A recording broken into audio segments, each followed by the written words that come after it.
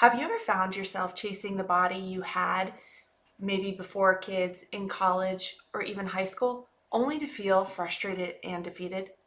Let me tell you a secret. The fiercest, strongest version of you isn't in the past. It's here, now, waiting to be discovered. Welcome to Miles from Her View, the podcast where we dive deep into the unfiltered reality of fitness, strength training, and nutrition within womanhood and motherhood. I am your host, Kat, founder of Kat with Strength. I'm a career strength and conditioning coach, entrepreneur, lifelong athlete, and a mom of 2 active boys. In each episode, we explore the unique challenges and triumphs faced by women navigating the complexities of life. From juggling family and career to prioritizing self-care, we dissect the systems and the habits that shape our health and wellness. Join us for real stories, authentic advice, and genuine conversations as we empower each other to embrace our journeys and find strength in vulnerability. Welcome back to another episode of Miles from Review. I'm Kat, your host, and today we're diving into something that is deeply personal and transformative. Letting go of the body you once had and finding peace with where you are now. We'll explore how to redefine your athleticism as a mom and someone over the age of 35. This is a journey that I've been on myself and I'm excited to share with you. Have you ever found yourself chasing a body that you once had? Think back to maybe that time where you're like, ooh, if I could have a moment in that body in that time. How did it make you feel? For me, it was the time when I was in college. I was a college athlete. I competed in track and field, and during that time, it was really the pinnacle of how I felt power and strength and speed in my body. And it is something that I wanted to get back to, especially after having my first child. It has been a baseline for me to compare myself to, as that was how good I felt then, and why do I not feel that good now?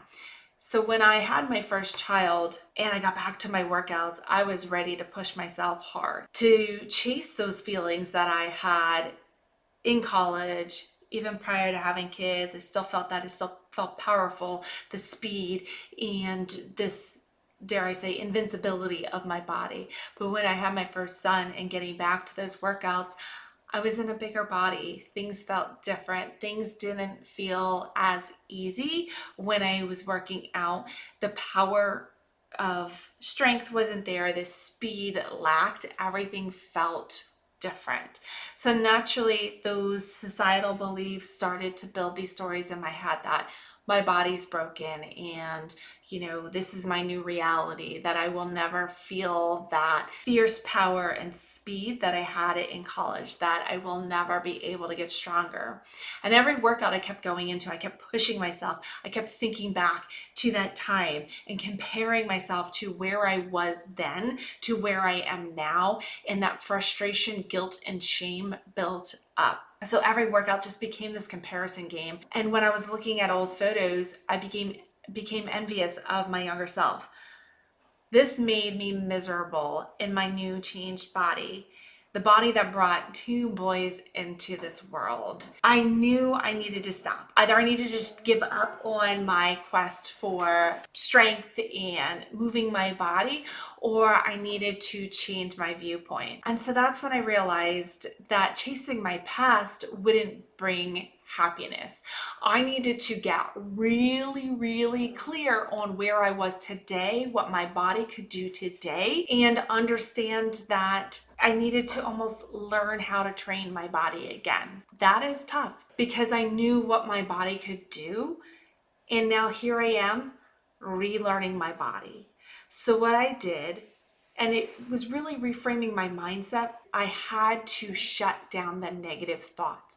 Anytime those negative thoughts bubbled up, I had to just stop them right then and there and speak out loud to myself in a reaffirming my strength, my worth, and my capability. And then I was able to take that time in my life, my college self, and allow it to become a cheerleader. That my college self had no idea, wouldn't be able to potentially, I've learned so much over the years, wouldn't be able to do all the things I was. And that showing up as a mom and a business owner in workouts it took more strength to do that. I also had to redefine my athleticism. I may not be that 20-something powerful super strong athlete, but it's okay for it to look different. It's okay for me to explore different areas, have athleticism there. We often try and think like athleticism is only, when you're younger, but if you look now, we're in the Olympic season right now, and there are a ton of moms competing, whether they just had their first child or their kids are older, and they are still in the game. And that is remarkable, that when you get past 35 or 40, that your years of discovering or maintaining your athleticism has not dwindled. It is still possible, but we need to focus on what we can do now and celebrate the small victories and progress. And this means lifting weights twice a week, or going for a run, or just simply moving throughout the day, is finding that new reality. Back in college, I could work out I trained for my sport 6 days a week, and I could push myself so much harder. That doesn't mean that now in my early 40s that I can't do that. I need to evaluate things differently. I'm caring for 2 kids, raising 2 kids, running a business, having a household. Yes, my energy needs have changed a little because I'm not 20, and that's okay, but I can still do and push myself the way I want to in the athletic realm. I can still push myself in the weight room. I can still push myself in runs, but it looks different, and that is 100% okay. So if you're finding yourself in this period of life where maybe you're discovering your athleticism for the first time post kids, or maybe you were an athlete on the college level, high school level, or whatever level of competition that you had in your 20s, and you're trying to rediscover that, really get clear on where you are now and strip away those thoughts of comparing and negativity. We don't want to blame ourselves for living our lives. Show up for yourself, not in an overly positive way. It's okay to be in a body and not be okay with how it feels, but it's not going to help your progress and growth to sit there and chastise, guilt, and shame yourself for living in the way your body is. Doing away with negative and shutting down that negative talk so that you can speak positively from a place of growth, enoughness, and worthiness, so that you can keep taking the next step. Now, the other thing is embrace flexibility. When you're in your 20s, you have a lot less responsibility, especially in your early 20s. Potentially, and this is again a general term or thought, is you may not have had kids in your early 20s and life was different, so your time was yours. You may be working, you may have been in college, but you had more time to work out more or do other things or challenge yourself in different ways, where now when you have kids, a job, a home in some capacity to care for, that embracing that flexibility and knowing that a 30-minute workout is just as great as a 3-hour workout. That if your lifestyle can't support a 3-hour workout, that's fine. You don't need a 3-hour workout.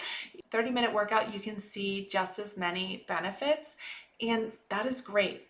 So look at where and become really clear where you're holding yourself to these comparison standards that is just not realistic for you in the current season you're in. So to wrap up, stop chasing the past and start celebrating who you are now. You are a powerhouse capable of incredible things. Embrace your current body, redefine your goals, and find the joy in the journey. Your best self is not behind you. It's right here waiting for you to acknowledge her. If this episode resonated with you, share it with a friend who might need to hear this message. And remember, the doors to my signature CapFit Strength program are now open. Whether you need one-on-one coaching or supportive community, there's a place for you here. Let's embark on this journey together. Thank you for joining me on another episode of Miles from Her View. Your support means the world to me, and I truly appreciate you being a part of our community. If you found today's episode helpful and want to stay informed about all things CapFit Strength, make sure to subscribe to our weekly newsletter. You'll receive exclusive insights, tips, and updates straight to your inbox. To sign up, simply visit the show notes or the subscription link. To discover more about CapFit Strength programs and how you can ignite your fitness journey, go to our website at www.cat.fit. There you'll find everything you need to invigorate your path to strength and resilience. Once again, thank you for tuning in, and I can't wait to connect with you in our upcoming episodes. Take care, and remember, act to take the next step.